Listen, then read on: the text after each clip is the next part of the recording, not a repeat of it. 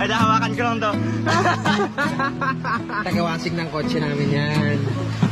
Ito, yan ang tagabalis sa bahay, taga-map sa kwarto. Kita naman.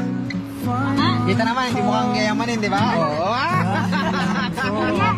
Kaya! Ala, Nay, tagawalis ng daw ako. Joke lang, ito ang aming baby boy! Baby boy! Sige na, tsaka na dun. Sandukan na tayo, Nen ka. Meng, baka mo yun ha. Tapot na yun, Meng. Ha?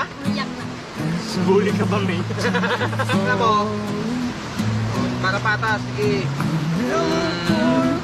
Oh. Ay, kamangga yung unang tutong. Kasi parang sa mga babae dapat espesyal. Yung kaldero yung akin, masarap yung kaldero. Paipilit lang eh.